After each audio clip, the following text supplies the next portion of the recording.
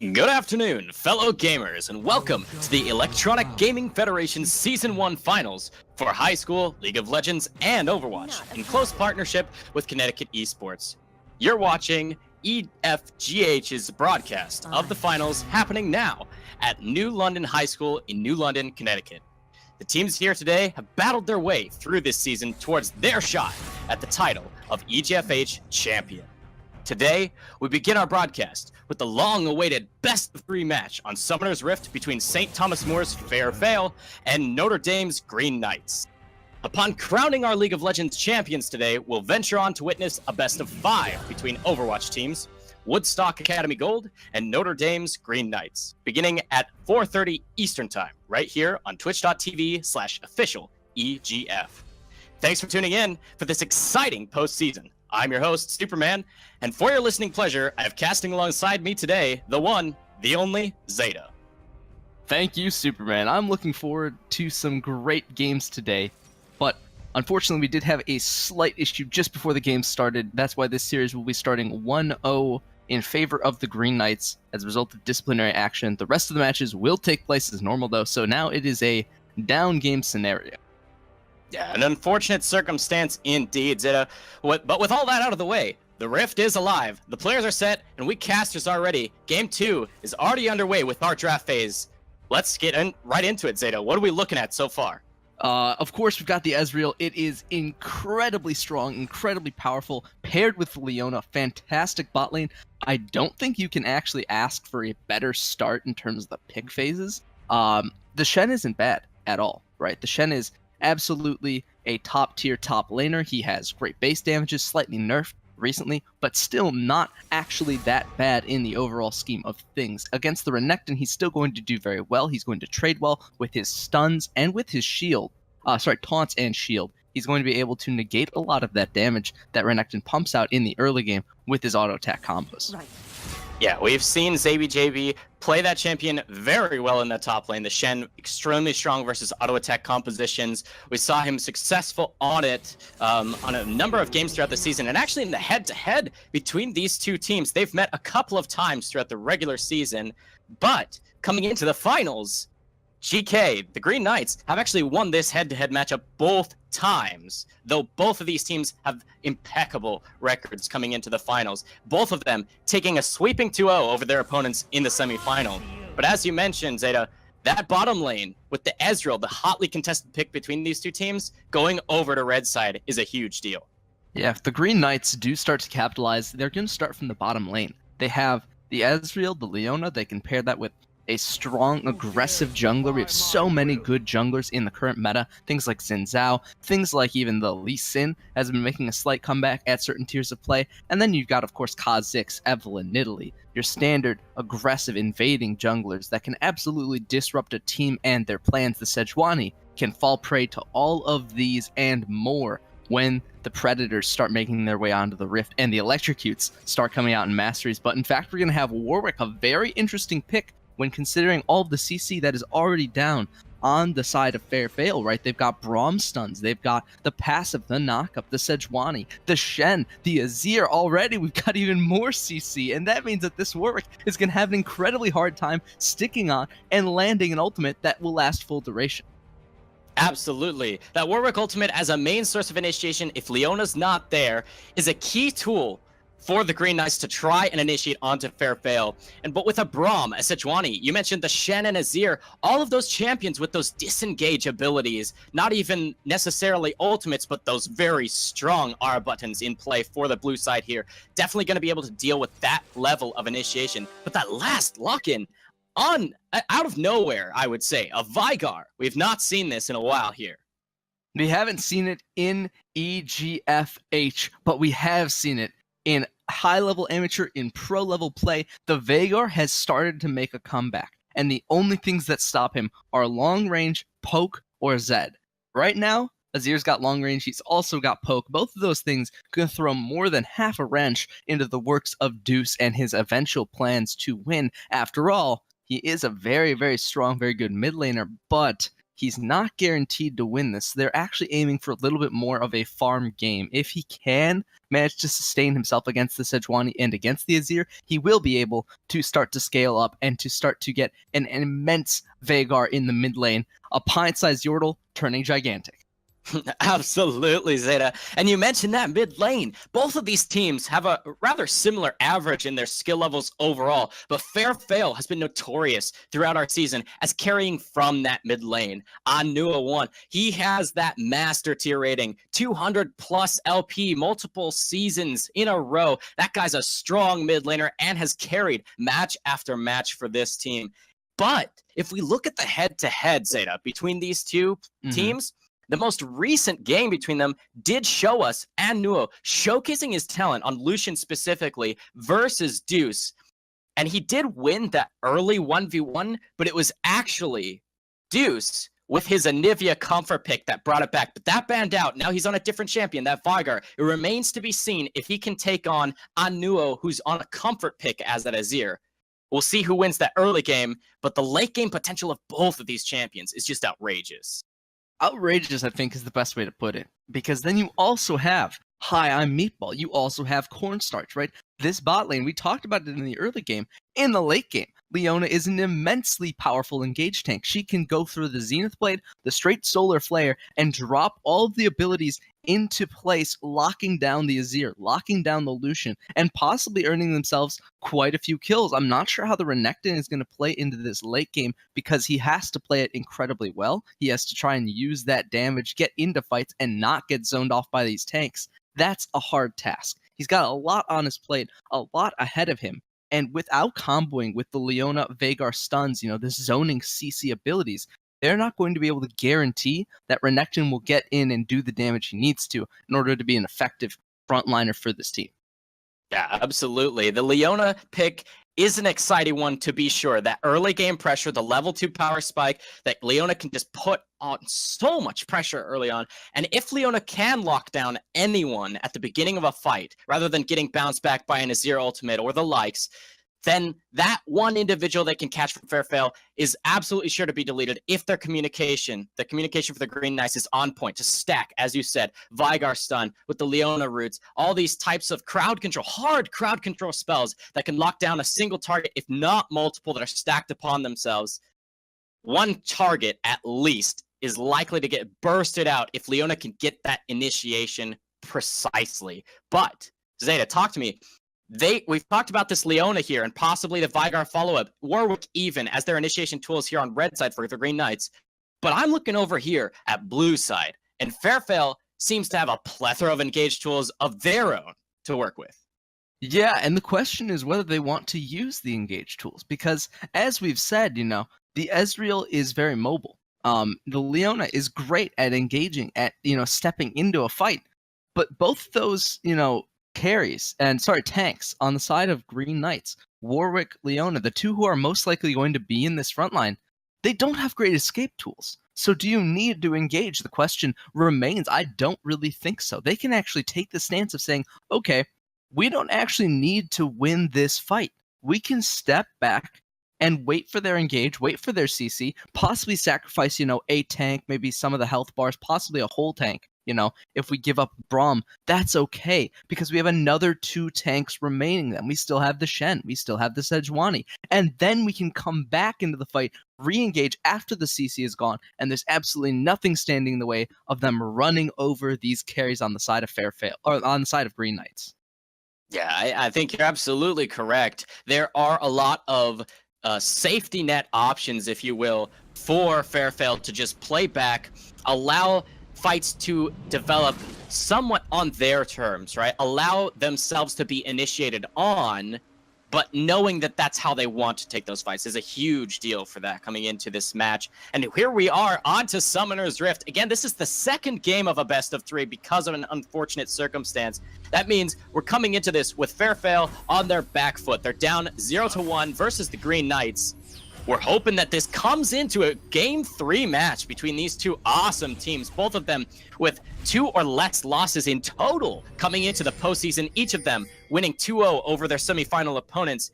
And I'm looking at the start of this match, Zeta, I'm looking at Anaphase on that Renekton. We were just talking about how he might get into those late game team fights, but I'm more curious as to his split push pressure, because looking back at the semifinals before coming into this weekend, his Renekton in game 1 against Whaler Esports was phenomenal. He did take on a Jace, a little different than that Shen, but in his split push,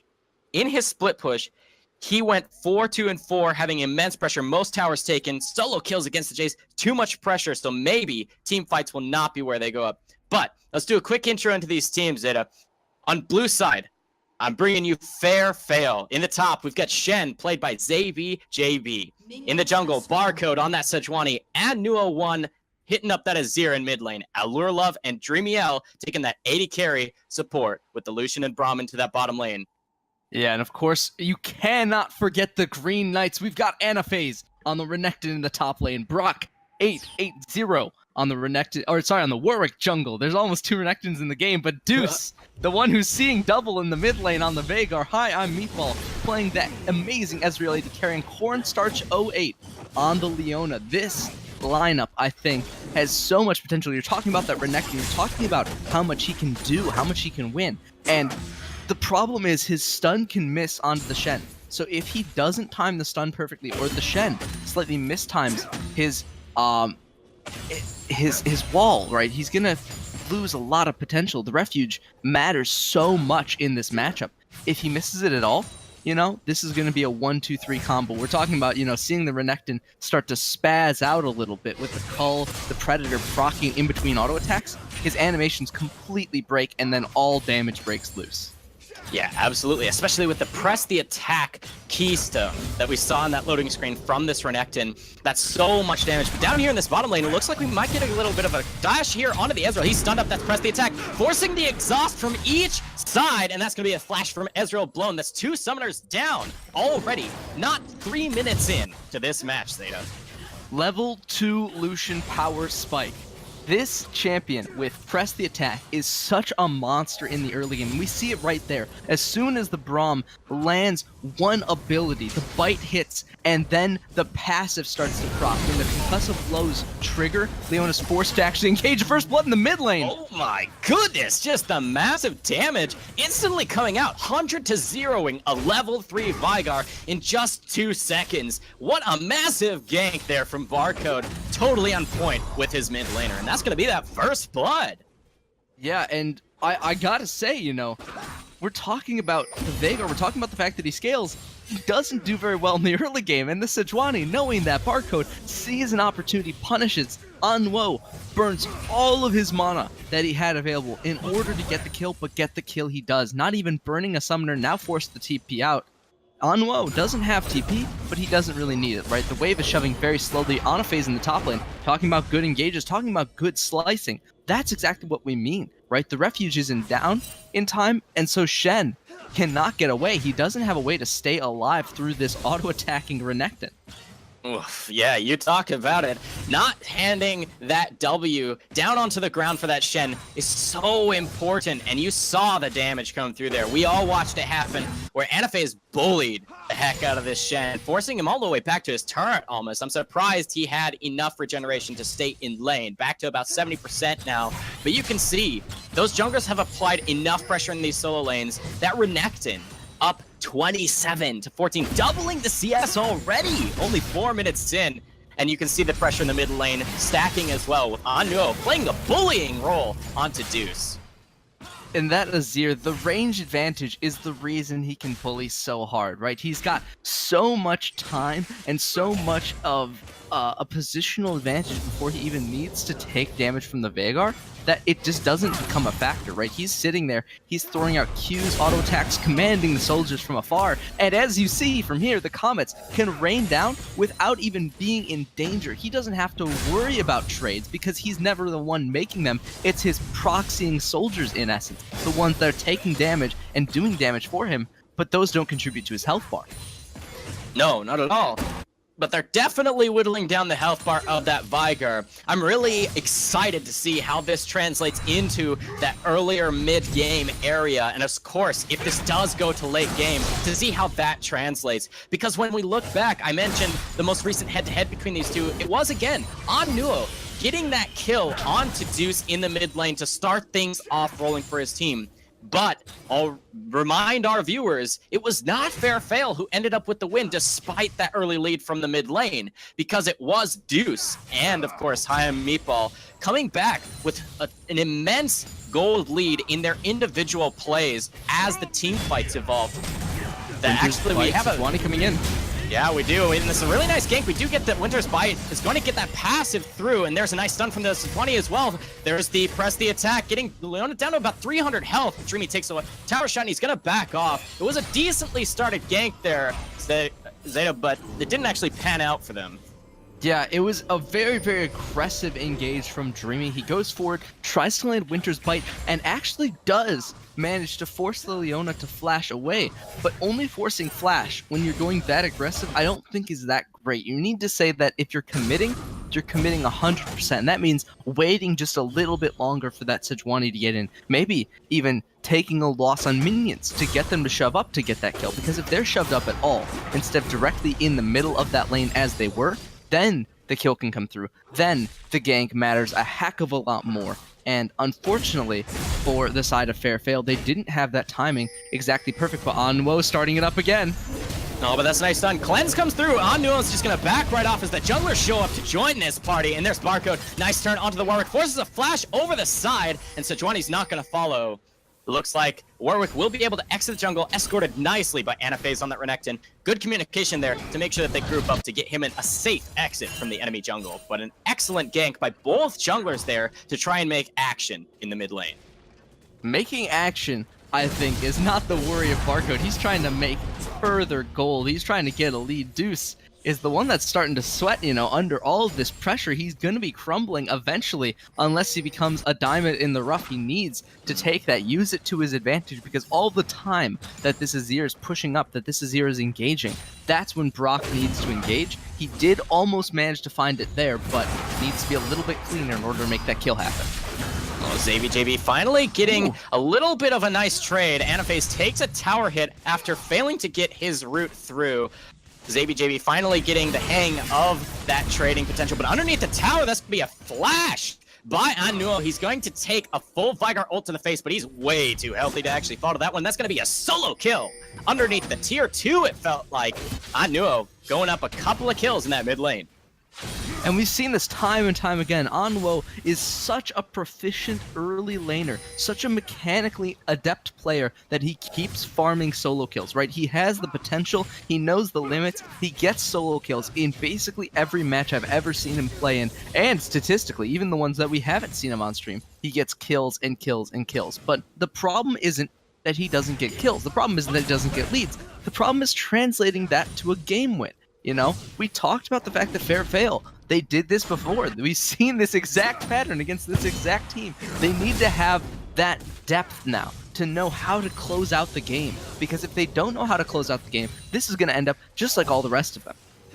Yeah, and talk to me about that, Zeta. If they're going to translate these early leads, what do they need to do to make sure that that actually happens? That it's not just some slow and steady methodical play, but that they can actually pressure things through. I'll ask you more about it in a moment here, because Leona's getting caught out. That might be a little bit more of gold just going over into the hands of precisely who they want it to be on. That Lucian, already with BF Sword in his inventory, up CS over the Ezreal, with now a kill to boot. That Ezreal has no gold in comparison, no damage, especially with just the Sheen in his inventory, and it's here versus a BF Sword and more to come. This is pretty sketchy here for this Ezreal to be alone under turret.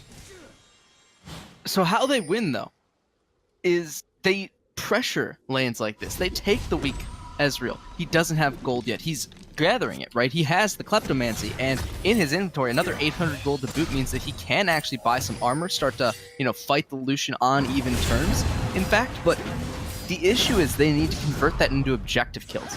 They're very, very good at getting kills, but they haven't translated those into objectives. And what that means is you need to take your kill, take your advantage in the bot side, use it to take turret. Then you rotate to Dragon, and when you have Dragon and bottom turret both down, then you put 4 members in the mid lane, you get the mid T1. Once you get mid T1, bot T1, then you can swap the map. Put the Renekton, or the Shen, on the other side, the side that doesn't need to be there because he has TP, he has ultimate, and then he's the one that rotates up. Once you need to 5v5, you put your 4 members in the top side and methodically take turret after turret after turret, macro rotations, in order to make objectives yours. Yeah, absolutely. I mean, I can't say it better than you did. That's exactly what we're going to have to see from them. My worry is for the Fairfail to actually bring this out, they're going to have to avoid precisely what happened in that last matchup between these two teams, and that was Haya Meatball on this Ezreal. We don't have the Anivia again from the mid lane to kind of scale into the late, but Haya Meatball ended up going 10-12 in the last meeting between these two teams when he got that champion. He went legendary by the end of the match, absolutely dominating, dealing massive amounts of damage, being second most damage to champions overall, falling only behind his mid laner on that comfort pick, the Anivia, who you expect to do a ton of damage. But it was that the Ezreal felt a little weak early. You know, he's a scaling champion. He has to stack that tier. But Meatball's performance on him in the late game was a main contributing factor to their win in this matchup. The last time we saw these two teams meet. Do you see them being able to shut out this Ezreal or close things out fast enough before Ezreal can scale? I'm not sure yet, because a gold lead at this point of 2,000 is a decent gold lead to have at 11 minutes. It's not a guarantee. This is by no means a done shutout game. It's 3 kills, right? No turrets, no objectives, no actual pressure we've seen, beyond the fact that these are brilliant solo kills in the mid lane and good gank and coordination around that Azir. You know, we haven't seen, right, like the group up bot lane, the double kill or the double shove off into a turret. We haven't seen top lane. We pressure the Renekton out, we force the Warwick to die, and then we take another objective. We take the Rift Herald into double turrets, right? Nothing like that has happened so far. So to say that I can see a winner isn't guaranteed. They could obviously shut out this Ezreal if they do manage to do something like that, an amazing objective play into really good early game coordination. But so far, I haven't seen something that would indicate such. However, we see this Sejuani. She could be rotating towards this bot lane for a gank on the turret. And we actually see an engage in the mid, and Newell gets another flash out of Deuce, and he's going to have to cleanse. Oh, he presses it a little early, so he gets caught by that Events Horizon. Deuce still running up the river, looking to try and trade, but I think it was a mistake. He could have just kept running, but he turns around a little bit greedy of him there, and Newell just going to get another solo kill in that mid lane without the help of his jungler. Things are getting out of hand in the middle of the map. Out of hand is a little bit of an understatement. Of the gold lead that they have, 2,000 of it is in this mid lane, right? 2,500 alone onto this Azir. So if you take a look at the map, you say, oh, 3,000 gold lead's pretty decent. 1,000 of that's turret, 2,000 of that's Azir, the rest of the map's even.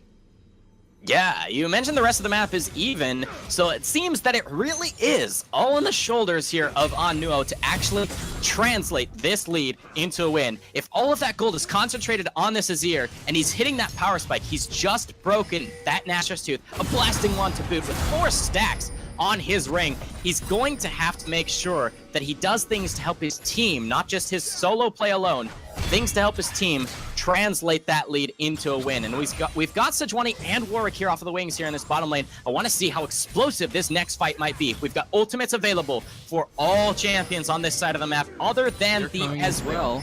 Yeah, it looks like we're going to have Onnuo. We just said he needs to be the one to rotate, and they might be catching it out. Nice vision into the jungle. They do see this Warwick. He gets caught out first. There's the Braum ultimate. High Meatball uses his stopwatch. He's going to actually flash away, heal too, but there's a nice Rima shuffle. Going to throw people back into the fray. Onnuo's down to 100 health. Less than the heal comes through.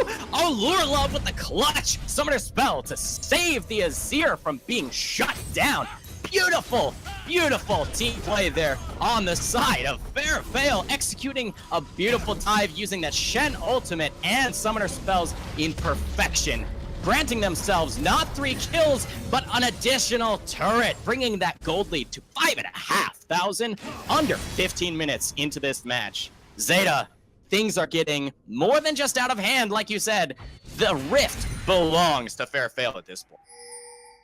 I gotta say, that was one of the cleanest engages we've seen from Fairfield this season. We see them go under turret, we see them start the dive, and then all of a sudden, with the shuffle coming out, the Renekton TPing in, you know that the Ezreal's dead at this point. You know that the Veigar is completely out of the picture. He backed way too early. So it's a 3 versus 4. 3 versus 5, essentially. Fairfield just pouring members into the fight.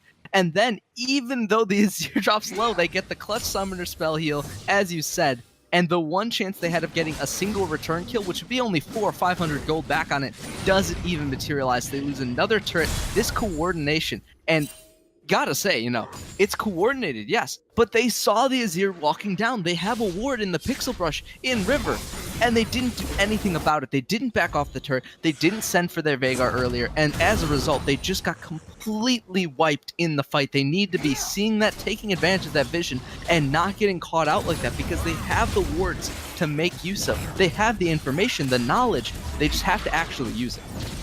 Yeah, absolutely. It takes a lot of discipline to know when you're going to be taking a bad fight and to instead say, all right, this isn't our fight to take. We're going to back off, reset, try and gain an advantage elsewhere if we can, but we're not going to put ourselves in a position to lose stuff for free. Although here in the mid lane, Deuce almost gets Allure Love down to 80 health as Deuce takes a culling to the face, down to about 80 health himself as well. Both of those champions going to just back off from one another. Lucian basing underneath this tier 1 with basically no health left. Veigar gonna do the same in the river. That was a really close trade between the two of those. If Deuce could have gotten a shutdown onto the Lucian in mid lane on his own, that could have spelled trouble. Once again, we might have heard the same story we did last time with Fairfield getting a beautiful lead to begin with, but then throwing a couple small leads here and there, giving the Green Knights a way back in. And you can't give them a way back in. At this point, if you were to give the Green Knights a way back in, it would have to be by sacrificing the Azir, by sacrificing the Lucian. And if that happens, right, it is possible, but if it happens, the Green Knights have a comp where they can scale up, where they can get picks, and they have their pick composition that has a chance to shut people down. So if you let people roam alone, right, if this Lucian does what he did in the mid lane, and there's a Leona waiting in the wings, if there's a Warwick coming out of the jungle, then he dies instantly and completely for free. They cannot take risks like that when they just don't need them, right? You need to get your Braum with you. You need to get at least a tank to help you peel off and get the vision to support your plays. They don't have right now enough vision in my eyes to support what they're doing. They need to make sure that they're actually seeing where people are on the map and who they can actually fight against. Because as of right now, right, you saw the Ezreal on the bot side, you know that you can take top turret if you play this right. Yeah, it looks like we have a 4v4 starting up here. You've got Meatball in the mid lane trying to stave off the pressure being created by Onnuo, but Onnuo is still the main threat for Fairfield, and he's not up there in the top side. They do have a pretty strong AD carry in that Lucian, who's got an item and a half, but is that enough to actually pressure in when you've got a nice front line? You've got this Renekton who's still in the game, actually winning the 1v1 against the Shen. It looks like they've learned their lesson, right? Say that they're backing off when they're not sure they can take the fight. Yeah, and if you do that, if you exceed small, gains that you could possibly get in order for guaranteed ones, that means that you're going to be able to win. But here comes the engage.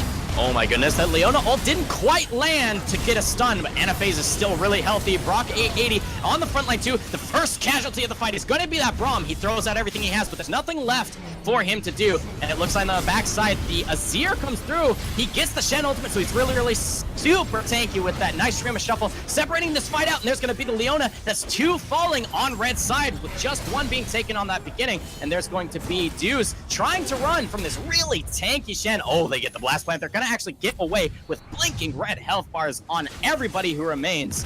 And that's going to be probably another turret, Zeta, falling after a decent fight here for Fairfield. They only gave up 1 player.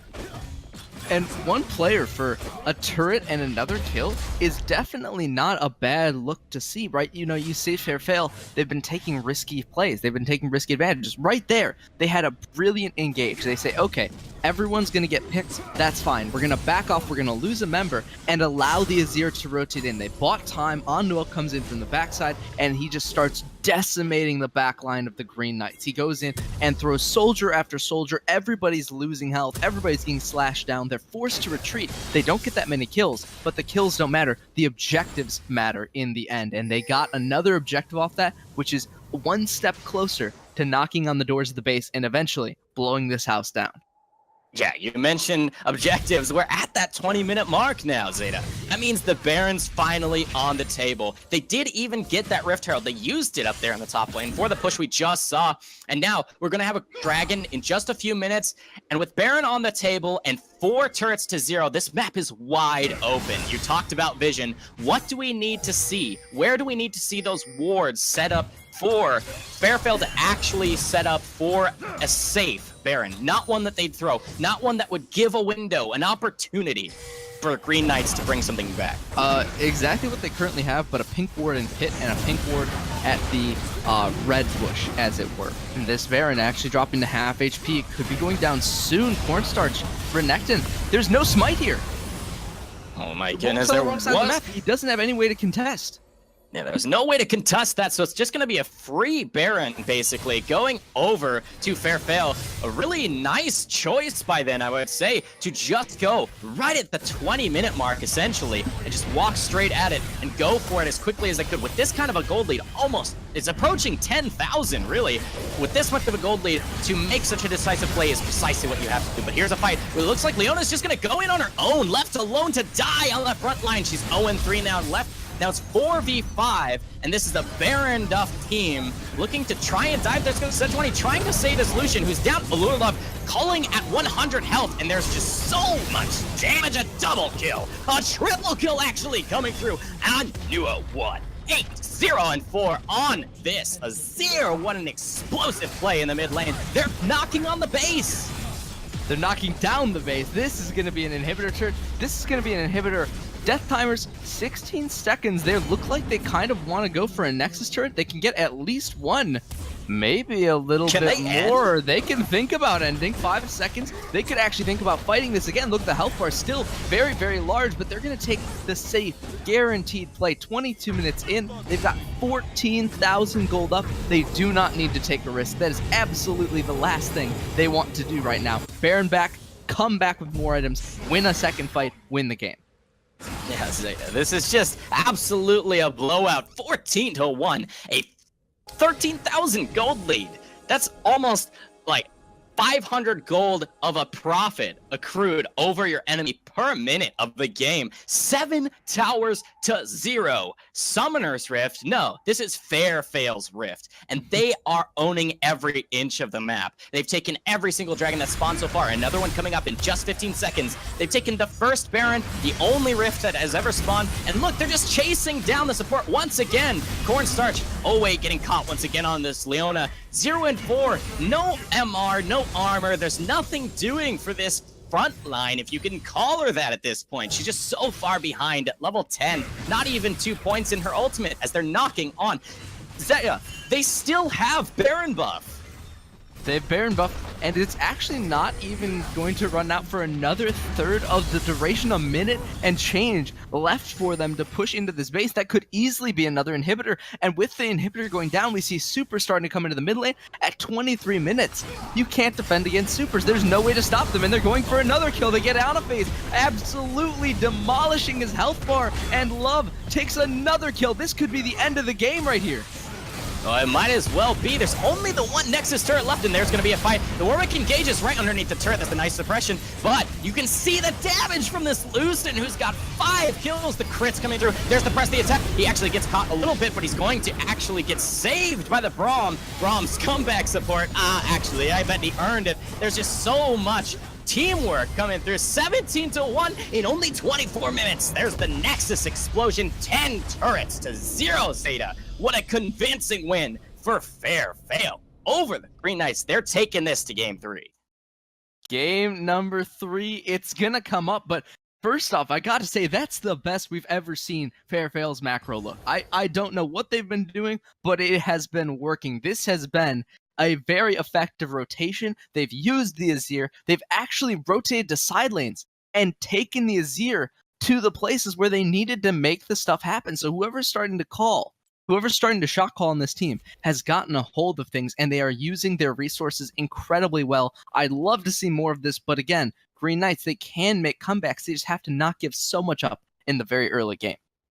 Yeah, I mean, like you said, really clean macro play out of these guys. They clean stuff up against the Gale Goons, it seemed. That semi-final series working out really well for them. They've decided precisely which champions, what kind of composition they want to work with, and they're playing to those strengths, not overextending when unnecessary. That Shen play, actually clean, kind of sleeper in this match, but the Ultimates joining his team and creating that extra pressure, forcing the Renekton to either be useless or teleport in late.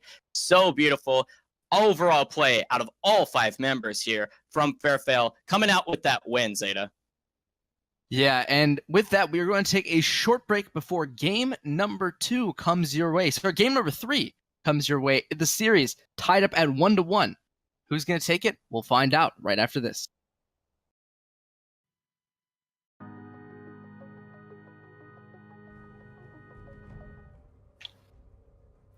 Hello everyone.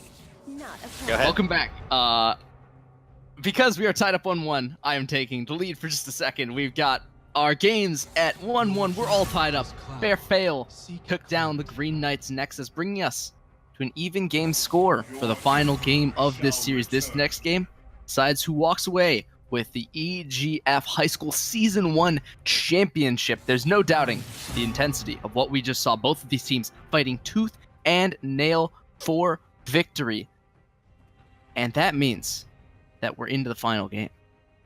Yeah, I mean, the hype is real. It's 1-1 coming into the final match, as you said, Zeta. We're on Summoner's Rift, and these first 3 bans have just come through. These are pretty expected. We see the same bans coming through here for Fairfail. They're saying no to that Tark, no Anivia comfort pick, and no Zac coming out of the jungle. That means we might see that Shen. There it is, the first lock-in. What do you expect to see as the first 2 picks for Fairfail? Fairfail's got to go with getting themselves a solid mid, getting themselves a solid front line. Obviously, Onwo is talented on multiple champions. I think he has quite a few left in the reserves, but Leona is up. You need to be picking Leona if the Leona is up, in my opinion. They go with the Braum instead. Very interesting that Dreamy is prioritizing this Braum. Maybe he thinks he needs that AoE CC in order to stay alive, stay atop of this damage and this zoning that his team really has shown an aptitude for in the past game. Deuce, I'm not sure he's going to go for the Veigar. I'd like to see something maybe a little bit more of an early mid spike.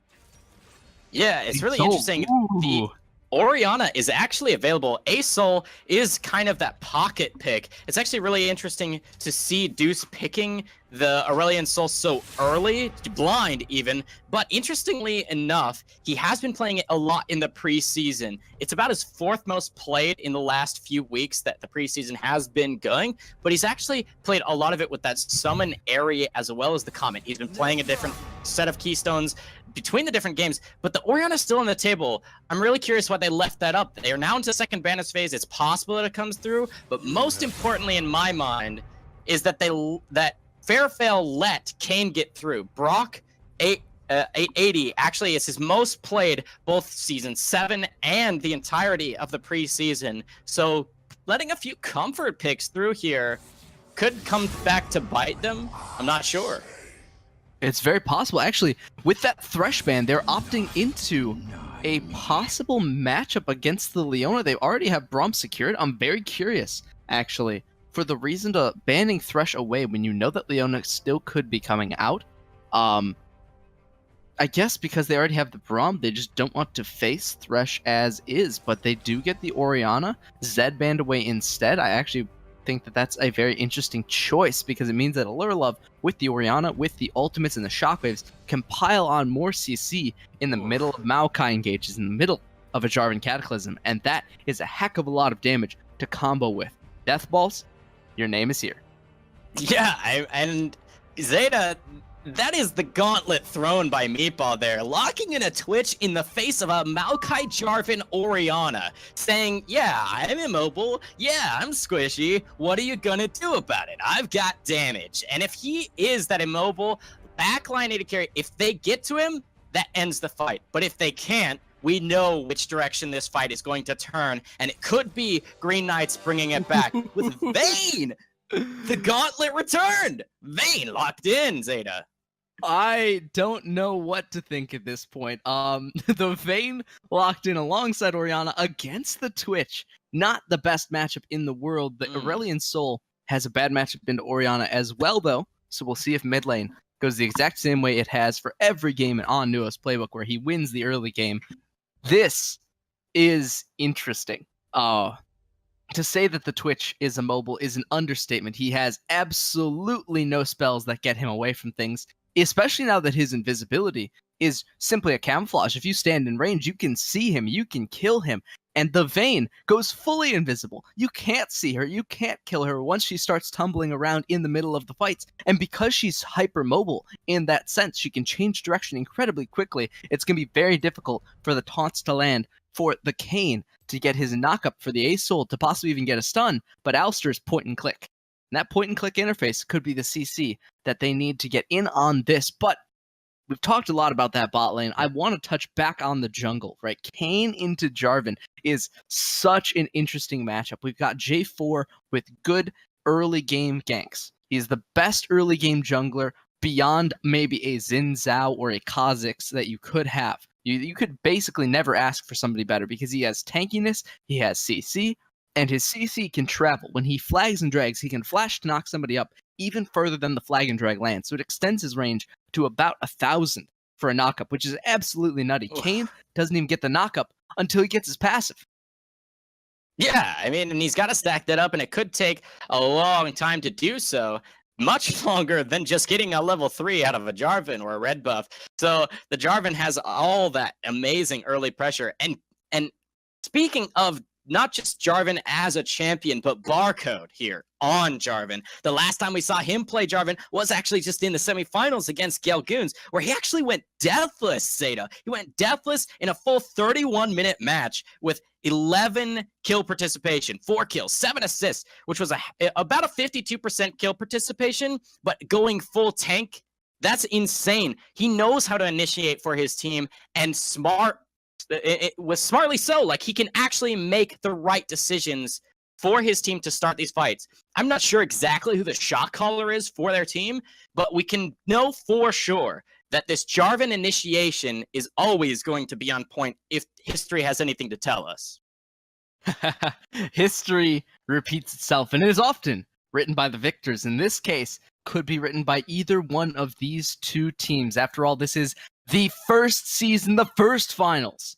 And whichever team takes this game will be walking home with the trophy. They need to win this. They want to win this. Every single eye in the stadium on these two. And to say that Deuce has a lot to live up to right now is an understatement. He's against the best mid laner we've seen so far. That is by far and away just how it is. Onwo has been solo killing people left, right, center. Deuce is in that bucket. He needs to step it up. He needs to work with Brock. They need to take him down before he gets rolling. Yeah, actually, you mentioned Onwo 1. He's actually never failed to get first blood playing Orianna throughout the entire series of EGFH. And so it's kind of scary that the last time we saw him make it through onto Orianna through the ban phase into the picks, he got first blood in his semifinal match against the Gelgoons, the first game of that, with a 97% kill participation and a flame horizon to boot over his lane opponent. So I expect not just good things, but great things, astonishing, jaw-dropping things out of this Orianna, and any less than that gives breathing room to the Green Knights to bring this back and bounce back from the loss that they just took at Fairfale's hands. So we're loading here onto Summoner's Risk. Ladies and gentlemen, this is the final, the deciding match of EGFH's League of Legends series. The first ever, Season 1. So it's either Fairfale or the Green Knights, hit us up with those hashtag FFWin, hashtag GKWin in that Twitch chat, or on Twitter. You can tweet at EGFH using the social media links below. So check us out. Here we're on to the Rift. Zeta, you talked about those jungle picks, the Kayn, the Jarvan. Where do you see them going first? The Kayn has to be trying to get the red form in my eyes, right? If he goes blue form, I just don't think he's going to be able to heal enough. I don't think he's going to be tanky enough to sustain through these teams. And so as a result, he has to be hovering towards, the top side of the map, I think. He has to put pressure on Nuo. That's obvious. But unless he's timing his pathing and his ganks around when the J4 barcode is going to show up in the mid lane, he can't spend enough time with Nuo because it means that he's going to get blue form, right? And that's not what you want to see. You want to see the red form Kayn in this situation. If he does go blue form, it is incredibly strong in the season. Don't get me wrong. I just don't think it's right here. If he does go blue form, then he's just mid lane all day, every day. He's on Nuo, he's shutting him down, and he doesn't care about the red form because the game won't last long enough to matter if he goes for that option.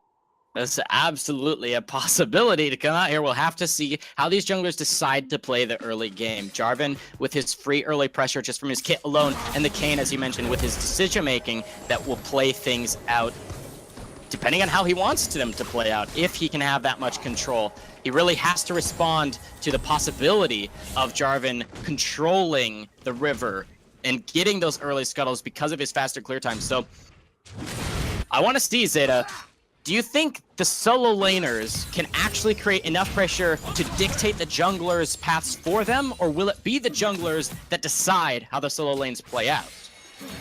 If the solo laners do generate enough pressure, which is possible in this mid lane, it's going to be on Nuo, right? He is the solo laner to watch. He has so much prowess in generating pressure, in getting kills, getting leads, and turning that into victories. But, again, it's not a guarantee. The junglers more than likely are going to have massive influence over these lanes because they pick both aggressive early game picks. They're going to clash often, they're going to clash early, and when they do, it's going to be bloody.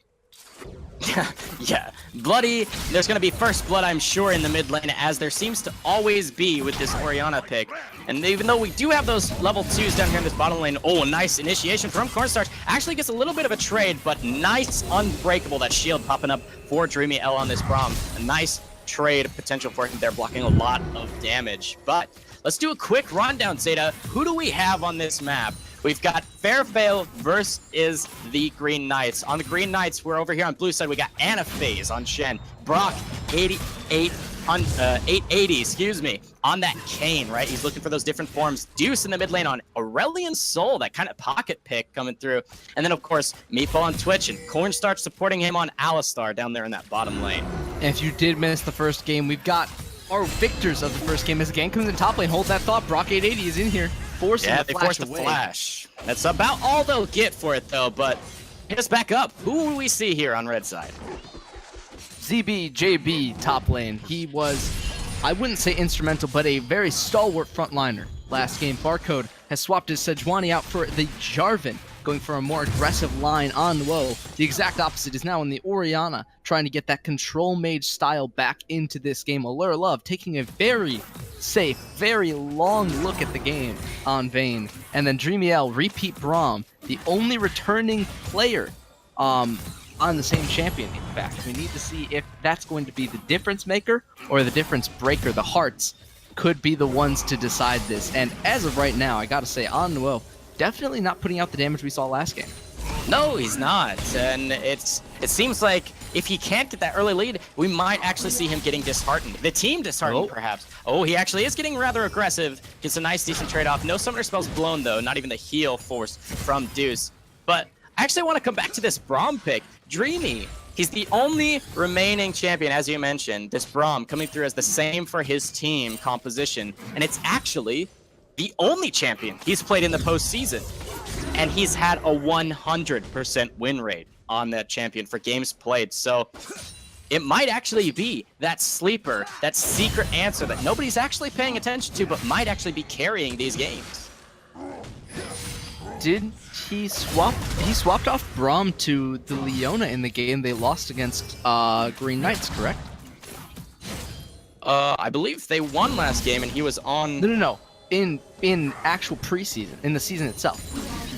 Ooh, I may have missed. I was talking about the postseason. Yeah, I know you were talking about semifinals postseason, but I'm thinking if he even lost in season with it. I don't recall. I don't think if so. That is the case, then this might be the keystone. This might be the stone that holds the arch of Fairfield together. And for a while we were talking about, it is the fact that Onwo is such a strong laner. That's undeniable, right? The macro play has gotten much, much cleaner, of course, but having a comfort pick means that he could be enabled to macro play. If he's the one shot calling, right, and it's the Braum that's enabling him to do so, that's a huge factor.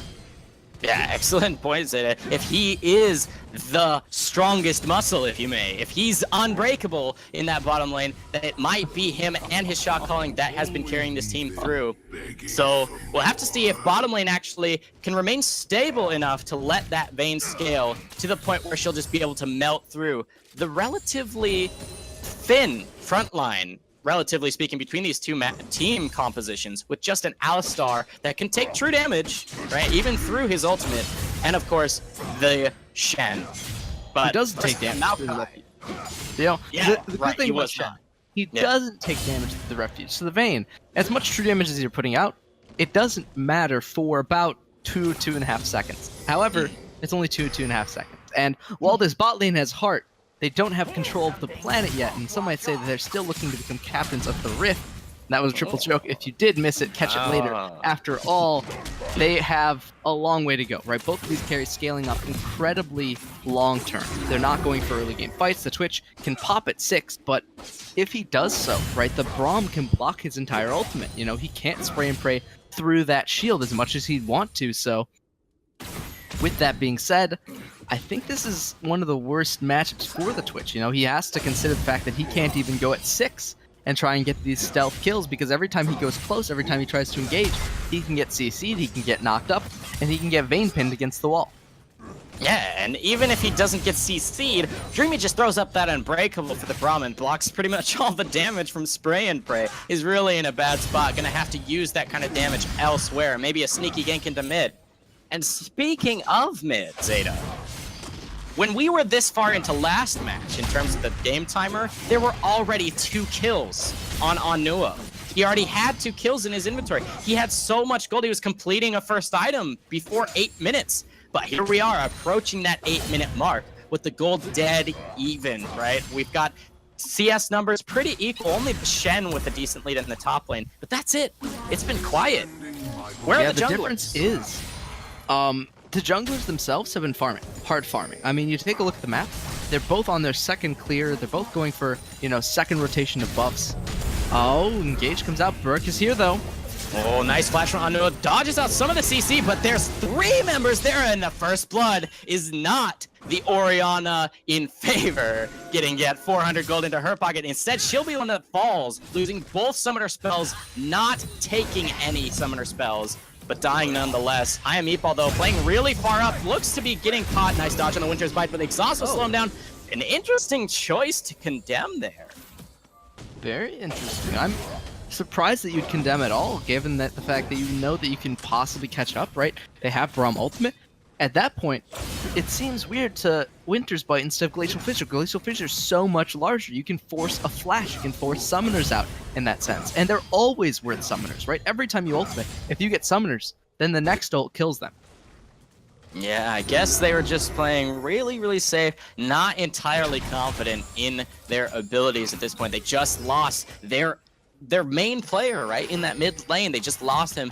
Something that does not happen to them, and so they might actually be getting those jitters, feeling a little bit scared. If they lose this, they lose it all, right? The same can be said on both sides, though, right? If Green Knights lose this, they lose it all as well, but they take a brilliant play, right? They get the Alistar, they rotate him up to the mid lane, and so even when you see the King come in, you say, okay, Brock is here, they could get a kill, but then you're like, oh, it's guaranteed, right? The Alistar came up, comboed in. That's a good rotation. That's exactly what you need to be seeing. And playing with no fear like that, knowing what you have to execute and executing, is how you win games. And if Fairfield, if their nerves start to get to them now in the last game of the finals, it would be a tragedy.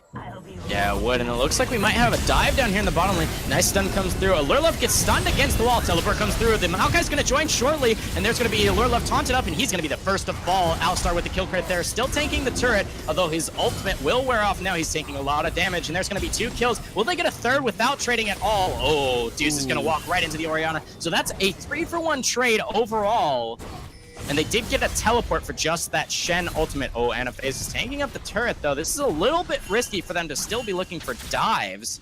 But it looks like they'll be able to get away. Will they, though? That's a flash for the Jarvan. He doesn't get the knockup, but there's going to be the ultimate. That's going to be kill credit going over to the Jarvan, but they turn around trying to catch the Jarvan in a trade. 1-for-1 overall in that extended trade of this team fight. Anuel's underneath the turret. FaZe gets a nice taunt to come through, and that's going to be a double kill for Meatball. He's 3-0-2 now. We were talking about how quiet this game has been, Data, but now, in the last 2 minutes, 8 total kills have happened.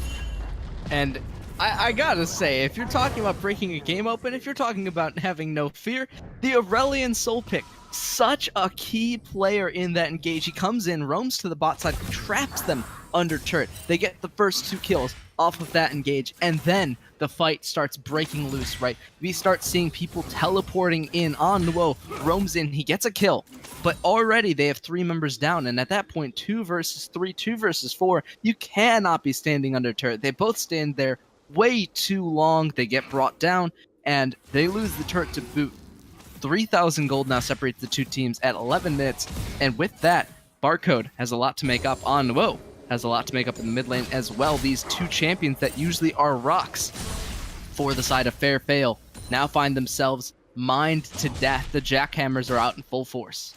Yeah, it seems to be that they're falling extremely behind, and they're not keeping their wits about them. They've now died twice. That Orianna, the Jarvan having fallen in that bottom lane, trying to salvage something, but honestly being a little bit too aggressive. Trading 1-for-1 when you just lost a few members is actually really bad for you when you're trying to hold that turret. If you could have just stayed safe and let the enemy back off, they don't take the turret as well, and that means you save, you salvage the possibility, if you will, of maybe getting a first turret for yourself and not bleeding more objectives on top of the kills that you lost. You just concede what you did lose, say, yes, great play to the enemy team, and you decide to take the next fight on your terms rather than trying to salvage something that you're not sure you can take. Yeah, and I guess salvage is sort of the operative word here, right? They need to start saying, okay, we're a bit behind, get what you can, but don't take risks, right? You still have the Vayne, you still have the Orianna.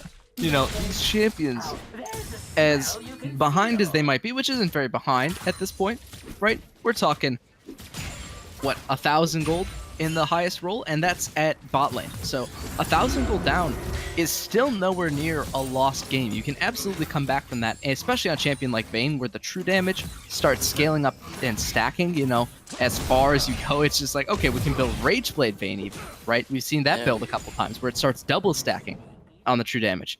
And with that all in mind, it's weird to say that now would be the time to start salvaging, but that's kind of the case, you know. Cut your losses, play it safe, do what you can, but don't give up too much. And right now, they're giving a dragon away from free. I think they might have to, but they are getting a turret back on the top side, possibly could be shoving in this mid, but not going to do it fast enough. Mountain goes over, and turret, ZBJB, he's just going to hit this for a while, but the tree is not mightier than the stone unless you give it time to take hold. Yeah, and it seems that he's got a little bit of a time. I like that he's making use of it, considering the vision on that bottom side, knowing that Shen was far away, knowing that the enemy team was all there taking Dragon together. I like that Fairfail was willing to back off and say, okay, it's a Mountain Drake. Yes, we wish we could take that. We wish we could contest, but we can't. We just took a bad fight. We're down summoner spells. We need to wait for a fight on our terms. And like you said, they have a decent scaling composition. Considering that Nuo didn't get the early lead he normally does, he's actually back up in gold over the Aurelion Soul somehow, right? That farm doing work for him. But the pressure needs to be translated into a win. Just like we saw Fairfail do in the last game here on stream, we need to see the same being done by Green Knights, right? Here on blue side, they need to do just the same, but in the reverse. reverse might not be in time. Knockup lands. Headbutt not actually going to be used in ZBJB. With only the Tabi, he is taking a heck of a lot of damage. That's an IE Twitch already. And when you don't have an item, you don't have that Sunfire completed, you've got to watch out. Yeah, right now, but he doesn't take much damage in an armor-plated tree, right? So it looks like he'll survive that. But backing off into no vision, was a really smart play by the Twitch, and Cornstarch there on the Alistar. They back off, forcing the teleport to come through from that Maokai, and now he does complete a few pieces, at least, of that Warden's Mail, or perhaps a Randuin's going to come through from those pieces. We'll see what happens, though. This is another one of those situations where numbers advantage is there to begin with for one team rather than the other. We'll have to see how this plays out. Vayne's coming in, turns it into a 4v4. Orianna could run up mid. She could also shove it out. I'd love to see the shove here. But you know that Ace Soul is fast in the rotate, right? You know that you have vision for part of the river, but you can't guarantee it for all of it. And as a result, the Orianna is playing incredibly safe, just shoving waves, rotating, trying to farm up as much gold as possible. Yes, they're going to give up Rift Herald as well. I think she could take down Anaphase, though, if he's not careful. Yeah, that's Shockwave. The Ghost Shockwave forces the flash Anaphase, but there's still a lot of moves before Anoa. He's down a little bit of mana, though. Those auto attacks do a lot of damage. Anaphase, nice shield, blocks a little bit of it, but he's not going to take the blast plant that barely spawns. Might have been in time to save him, but he'll actually fall, losing his flash just for Ghost. So that's a nice kill here for Anoa, bringing that gold lead a little bit less. Now just about 2,000 separating these teams. 2,000 gold. But the turrets, will they remain standing? That remains to be seen. Flash in.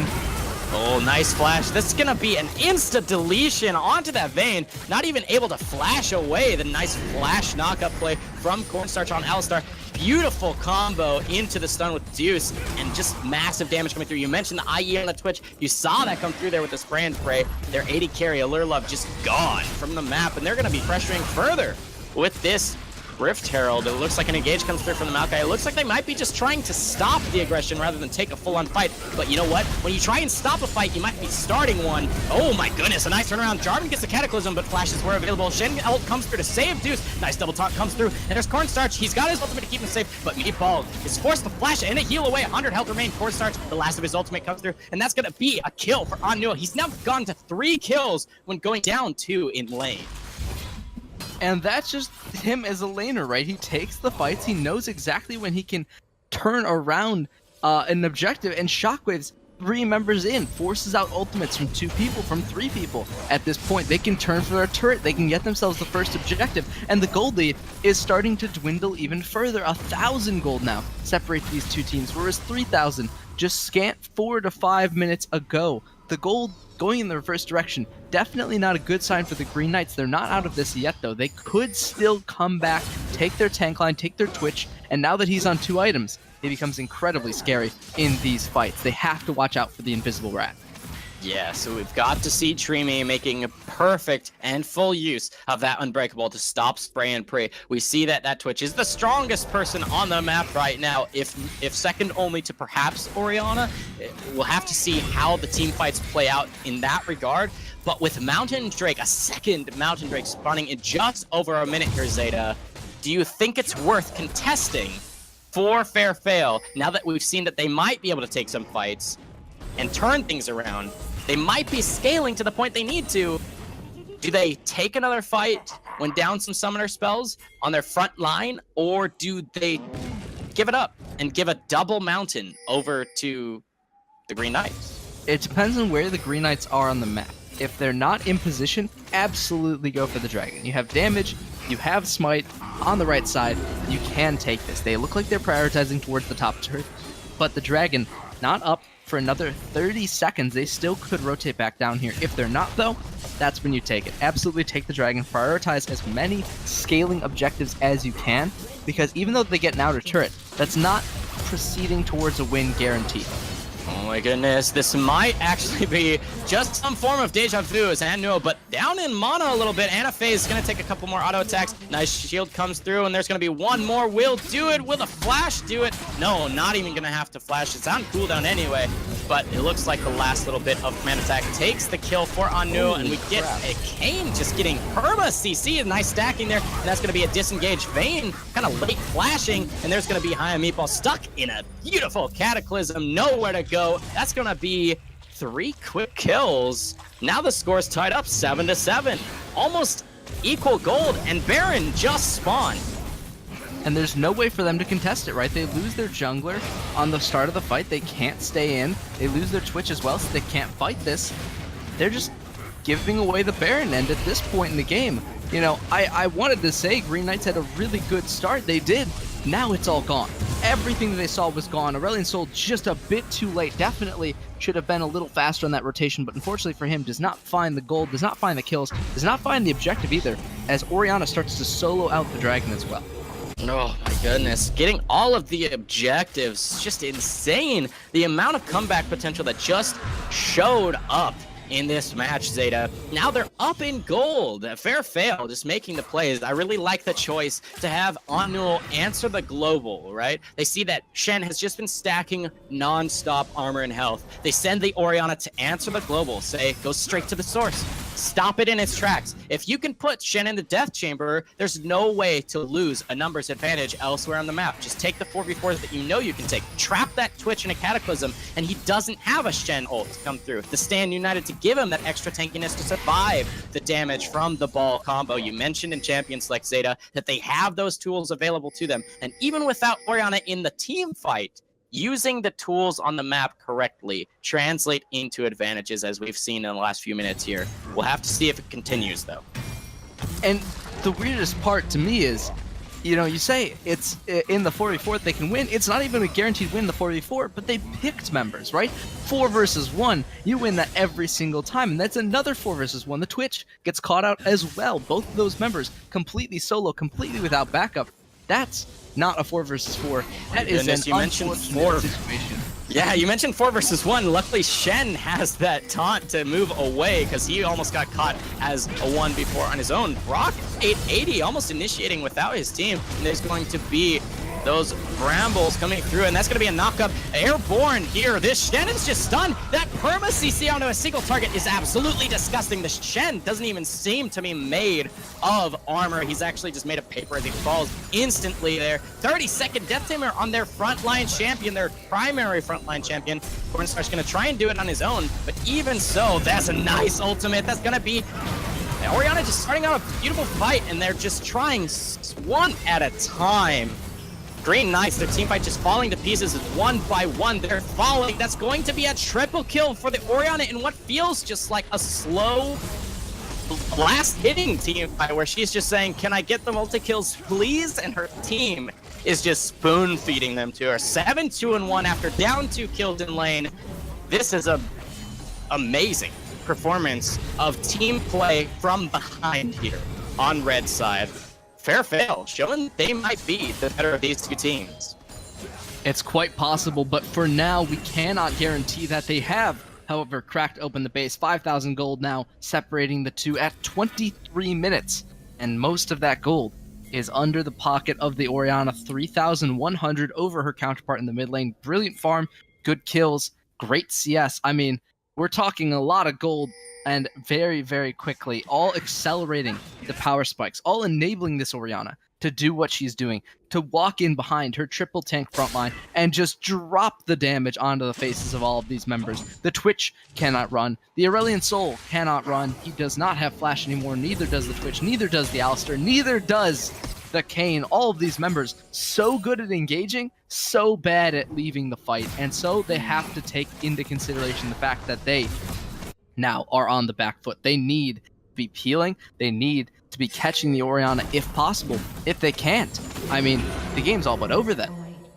Yeah, you said it. I mean, if you can start fights, that's one thing. But if you can't leave the bad ones, that's even worse for you than not having proper initiation in most cases. And it looks like ZBJB is trying to defend here with Anu on the wing.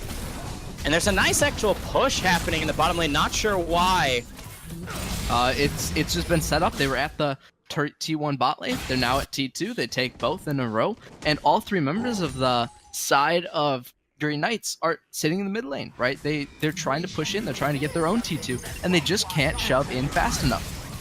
Yeah, I can't imagine why blue side would want to push in knowing that they're down so much gold and that they could lose so much for free. It looks like Cornstarch gets a nice initiation, but he's a little separate from his team. There's a nice zoning there. Cornstarch already down, and he's actually going to fall first, and you can see Allure Love off the side there doing so much work. The Braum ultimate comes through, but there is not a single person that falls on the side. It's an absolute wipe, an ace, another triple kill for this Orianna. That is a full-on 5-4-0, Zeta. The base is already open on the other side. You can see the minions doing the work already. That's going to be the first Nexus turret falling. The second slowly behind it, and that's going to be the win. There's absolutely no one left on the map to stop them. This is going to be Fairfail taking 2 convincing sub 30-minute wins. Zeta, there's the Nexus. Hawaii 5-0'd into a win. Fairfail, I don't think you can count them out in any game now. They are dominating, they are convincing, and they are our EGF High School Season 1 victors. Give it up for Fairfail. Absolutely. Congratulations to Fairfail with that defeat. A nice 2 beautiful matches. Macro play, just absolute perfection. Coming back from behind in that second match we just watched was an absolute pleasure to see. And they are now, as you said, the League of Legends champions for EGFH's Season 1 of high school play. We want to thank all of you for joining us here on the stream to witness this event going on at New London High School in New London, Connecticut. And now that we've crowned our League of Legends champions, we have to crown them. Right well, after we will crown them. Yes, we'll be putting together the award ceremony shortly. And remember, we still have Overwatch showing up at 4:30 Eastern Time. My name's Superman. You can follow me at SupermanCasting on Twitter and Twitch, as well as visit SupermanCasting.com. And Zeta, it's been a pleasure to cast with you. Yeah, it has been a pleasure as well. If you do want to follow me for some inane reason, it's at Zeta Beta. Otherwise, follow EGF. Follow us here on Twitch. Stay around for the games. Follow us on Twitter at EGF and EGFH. So with that, we will be handing off the stream to another game. It's Overwatch coming up right after this.